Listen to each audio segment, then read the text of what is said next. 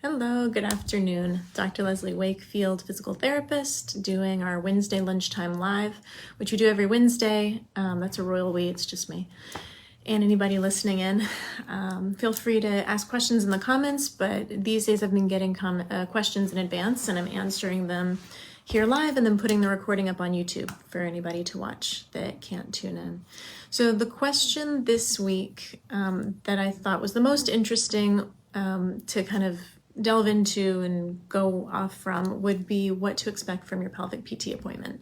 And for me, I don't even think to answer that question because I do it every day. But the truth is, somebody who's deciding to come to pelvic PT for the first time, that's probably pretty intimidating, because when you think of physical therapy, you think of I sprained my ankle or I had a knee replacement and a big gym setting and exercises and stretching. And what does that have to do with my pain or my incontinence or my constipation, or even my pregnancy? So I thought I would talk about what people come to pelvic PT for and what you can expect out of your appointment. If anybody jumps in, please feel free to shoot me questions and I'll try and make sure to answer them as we go. So in general, what is a pelvic PT? A pelvic PT is a physical therapist who has specialized training in how to treat diagnoses of the pelvis. And depending on the PT's training, that could include anything from pregnancy and postpartum, which we think of a lot, and is important and necessary, and I wish it was standard of care, to urination and prolapse, if you're leaking when you're coughing or sneezing or you're going too frequently, or defecation problems, that's pooping problems, whether it's constipation or, on the other hand, fecal incontinence or leaking or smearing. There's something called prolapse, when there's some drop and sagging of the organs. We treat that. We treat pain conditions, and there's like a wide variety of pain conditions that can be associated with the pelvis. So for example, interstitial cystitis or chronic bladder pain. For example, pain associated with endometriosis, pudendal neuralgia. There's so many different names for the pain, but they're all just different pain areas in and around the pelvis. And there's different diagnoses and different causes, and some of them are systemic and some of them are more musculoskeletal, but we can help with all of those. So we said bladder, bowel, pain, sexual function. That's a big one that I think is overlooked. Actually, there are PTs that do treat men and women for sexual function. In my practice, we treat women primarily, but we do also treat men. And when it comes to sexual function, a lot of times that's pain with penetration or pain with orgasm. So pee, poo, sex, pain, post-surgical issues, if there's scar tissue after a hysterectomy or an episiotomy, pregnancy and postpartum is sort of it in a nutshell. But the pelvis can't be dissected from the rest of the body, so we are often co-treating other things like lower back pain, hip pain, strength and stability. And it really is very orthopedic in that we're treating muscles and nerves and ligaments and joints. But it's in this very specialized, very sensitive area that someone needs to have special training in order to address directly. So when you come to a pelvic PT, if you need internal work, that is a little bit like going to the gynecologist. And depending on your diagnosis and what you're coming in for, that may be necessary or it might not be. And I think that's where people start to get nervous, because it's a big unknown and it's unnerving enough to go to the gynecologist. A lot of people have poor experiences, unfortunately, and then they're told they need to go to another practitioner who's also going to do that internal exam, but not just an exam, and then also treat there, and they're going to ask you all these super personal questions, and that's really intimidating. So we talked about what does a pelvic PT do, and your PT may do some of that or all of that depending on what their interest is and what their training is in. There's even pediatric pelvic health, which is so important for kids with constipation and bedwetting and different developmental issues. So there's a wide range of things, but it comes down to diagnoses that have to do with structures in the pelvis. But we do treat the whole body because you can't dissect the pelvis from the rest of the body. So what would you expect from your pelvic PT session. Let's say your first visit, you're walking in blind, you don't know what to expect. So ideally, you're going to be brought into a private treatment room because it is very personal. You're going to have a long conversation probably with your PT. They're going to be asking you a lot of rather personal questions, such as pee, poo, and sex and pain. But the reason we're asking questions about these really personal issues is because all of those have to do with the pelvic floor and the function of that area. And that's what we're here for. That's what we're here to help you with. So when we ask these questions, we're trying to get an idea of, all right, what structures do I need to check and what might be happening and how does that whole picture come together? We're not just trying to be nosy. We really are trying to create a clinical picture of what could be going on so that when we do our evaluation, we're really informed. And when we create your plan of care, it's just the right plan for you. So ideally, you come into a private treatment room, you have a nice, hopefully unrushed conversation with your practitioner where they're asking you about your activities, your symptoms, and in particular, they want to know about your goals to make sure that therapy is addressing really what you want. I've certainly had many patients say, listen, I get up all night to go to the bathroom, but it doesn't bother me. I don't care. So that's not a goal that I'm going to write for them. I'm not going to ask them in 3 weeks, how's your nighttime frequency? Because that's not important to them at this stage of their life. Maybe they're breastfeeding and they're up all night anyway, so it's not a problem. Versus maybe that same person says, but I can't jump on the trampoline with my kids because I'm leaking. So my goal is to be able to jump on the trampoline. Even though I have a list of their symptoms that includes frequent urination at night, that's not their goal. So I'm not going to worry about it if they're not worried about it, unless I think that there's some deeper problem that represents that we need to get into. I digress. Another example of that might be somebody with vaginismus, which is one we've been talking about a lot lately.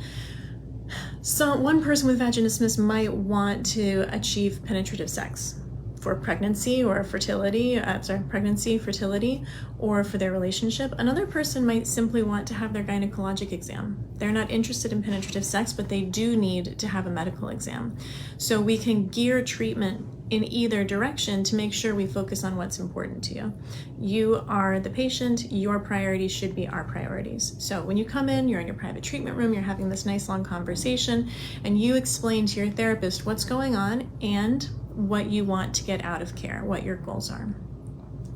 After that history taking, there's typically going to be an exam, and that exam, at least in my practice, begins with sort of an orthopedic assessment. I want to know, how's your back? How's your spine? How are your hips? How's your stability, your balance? That gives me kind of an overall picture because the pelvic floor is one part of the body, but it works with the rest of the body, and it's a very important stabilizer. It's very important for your breathing and for your posture. So I want to look at all of those things to make sure we're not missing anything, that there's nothing else going on that we need to be aware of. And then if it's necessary, and based on the symptoms that you're telling us, we'll talk to you about a pelvic floor exam. For some people, that will never come up because it's not necessary for them. For most of my patients, it is, and that just happens to be the way, the type of patient that my practice attracts. So for a pelvic floor examination, you are going to be in a private room with your therapist. You can always request a chaperone, which is another person to be with you to make sure that you're comfortable. You can bring somebody with you or you can request a medical chaperone. Every practice has their own policies on that, but you as the patient 100% have the right to have anyone in the room with you that you want. If you're a minor, your therapist will require somebody else in the room if you're going to be doing any pelvic floor work. So you're in your private treatment room. Your therapist should step out so that you can get undressed privately. There will be like a treatment table and you should be draped, and everyone drapes differently, whether they're using sheets or towels. In our practice, we use sheets. We try and keep everything really comfortable, but you will be fully draped when your therapist comes back in. The pelvic floor exam, the way that we do it, and again, everybody's a little bit different, but we're going to do an external exam first, and then if necessary, an internal exam. The external exam starts with just looking. We're going to check your skin. Let's make sure there's no skin breakdown. Let's make sure there's nothing else that could be going on contributing to your pain. We will look for your ability to contract and relax your muscles. We're going to ask you to do certain maneuvers with those muscles to see if it's like responding to your cues. with your permission. And every step of the way, your therapist will be asking permission, or they should be. So you have the opportunity to ask questions along the way. You have the opportunity to give permission at every step. And that should be standard practice. And if you're not receiving that, then you might want to have a conversation with a therapist or find somebody else. But you should have the opportunity to be educated at every step and give permission at every step of the way. So all of these things are presuming that it's, one, necessary, two, you've given permission, understand what's happening, and let's just apply that to everything else we say from here. So your external exam visually, as your therapist looks at your pelvic floor, and the pelvic floor is the area around your sit bones, your tailbone, and your pubic bone. It's what touches the crotch of your underwear. They call it the saddle region, like what would touch the saddle of a horse. On a woman, it's the vulva. So on a person, it's the vulva. So you've done your external visual, then we would do an external with touch. And for that, we're checking things like sensation, your reflexes. We want to check the most superficial layer of muscles because you do have several muscles, several layers of muscles going from superficial to deep. And so we'll be touching both lightly and then maybe with a little bit more pressure to check those spots. So we have kind of a list of things we do visually, a list of things we're going to do externally, and then again, everything with your permission, we move on to an internal exam. Now your therapist should be wearing gloves this whole time. Everything should be very sanitary and clean. Moving from the external exam to the internal exam, we change gloves and we apply a lubricant to one or two fingers depending on the patient and the diagnosis. And then all of these things with your consent and understanding, and at a pace that you're comfortable with, we can do an internal exam of those muscles. And depending on the diagnosis and the person, we can do that exam either vaginally or rectally. And I know that sounds really invasive, and in a way it kind of is. I mean, that's a super personal place, but that is the most direct way in some cases for us to assess and evaluate the structures that could be causing your problems. And we want to get the most information as possible so that we can create the best plan of care for you and get you the best results as quickly as possible. So in order to do that, we need to have all the right information. So that would involve inserting a finger into either the vagina or the rectum and feeling. We're feeling the different muscles. We know all the different muscles and where they are. We might ask you to contract or relax or bear down. We can test your strength. We can test the tension in those muscles. We can check some of the more nervy areas. Some therapists are even trained in more visceral assessment, and they can check to see if there's restrictions. Some therapists can check for prolapse, depending on their training, but there's a lot there. It's like this really important packed part of your body. And depending on your diagnosis, we're gonna assess what's necessary in order to treat you. So after your pelvic floor exam, your therapist will step out. They should leave you with some supplies to freshen up. And once you're ready, you can bring them back in. And then ideally you would have a conversation with your therapist to talk about what they found and what that means and what the plan is. Like, how are we going to address this? What is going to be required? What kind of treatment are we going to do? What kind of frequency do you need to come in? Is there going to be homework? In our practice, we really lean into homework. We think that's super, super important for faster results and long-lived results. And then sometimes on that first day, depending on your therapist and the setting, you'll be able to start some treatment. And that's depending on the practice and how long the exam took. But kind of key points to remember, it is a little bit like going to the gynecologist if you do need internal work. We don't use stirrups for the feet. In my practice, we don't use speculums. So it feels a little bit less vulnerable, a little bit less invasive in that way. But we potentially might be checking things a little bit more thoroughly in terms of the structure than your gynecologist does. So in that way, maybe it feels a little bit more invasive. Your therapist, a good therapist, will make sure that you don't feel rushed whenever possible. You don't feel rushed, that you understand what's happening at every step of the way, and that you give permission at every step of the way. Because unfortunately, a lot of people do have trauma. And we want to make sure that we are creating a space where you feel safe and in control of what's happening. And that goes for people with or without trauma. That's important for everyone. But we really go out of our way, or we try to do our best to make sure that you are as comfortable as you can be so that you can receive the care that you need. Let's check my notes and see if I missed anything. Yeah, I think for me, just to really highlight, you need privacy, you need really good communication, so expect a lot of talking, and you need to have the opportunity to give informed consent at every step of the way. And that should be the case for all clinical visits of any kind. Unfortunately, it isn't always, but in general, in my experience, pelvic PTs are pretty sensitive to this. So ethically informed consent is required to do like these medical procedures or tests or assessments or treatments. And what that means is you've had the opportunity to be educated on what's happening. You've had the opportunity to ask questions. You have a good understanding of what's happening, and then you give permission. I think that's important. I think that's very empowering. I think it gives patients a sense of control. Beyond being legally and ethically required, I think in order for a person to receive treatment in such a personal part of their life and their body, then having those things in place is really important. So I know that it's intimidating to go to see a pelvic PT, just like it is to see a gynecologist or any other clinician. But especially if you're having problems in that area, especially if maybe you grew up in like a purity type culture and not used to talking about your body, you haven't shared your issues with anyone else in your life,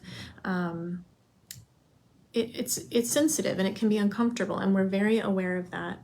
And we want to make it as comfortable as possible because we want you to be able to receive the care. I have a checklist. It's called the Gyno Ready Vaginismus Checklist. And I bring it up now because I put it together for patients who want to go to see the gynecologist, but are intimidated or scared, or they're worried they're going to freeze up, or they're worried that their wishes aren't going to be respected. That is available. I think there's a link in all my bios for that. But I'm bringing it up now because you might actually want to use that to see your PT also, or any other clinician that's going to be working with you in such a private area. It's a way to sort of pre-plan what you want to express, pre-plan what you are comfortable with and not comfortable with, and then even bring that list with you so that if you get there and you feel shy or nervous or overwhelmed, you can even read off of it or hand it over to the practitioner. So check that out. You don't have to use my list. You can make one of your own, but there are ways to feel mentally and even physically prepared, ways you can get yourself ready and plan your visit to maximize your comfort and make sure that you get the most out of it that you can. That's it for today, I think. I would love to receive feedback. I didn't follow too much my outline for the answer to this question, so I might have missed things or I might have misspoken. If I did, call me out on it and I'll fill in the gaps. But I would love to receive feedback. I would love to get questions in advance so that I can prep for them and answer them in this format. And I would love to see, engagement and community and more awareness of these pelvic floor issues. So please comment, please join, like or follow, all those good things that everyone always says. And I will see you next week, Lunchtime Live with Dr. Leslie Wakefield. It's always Wednesdays at 12:30 Eastern. See you then.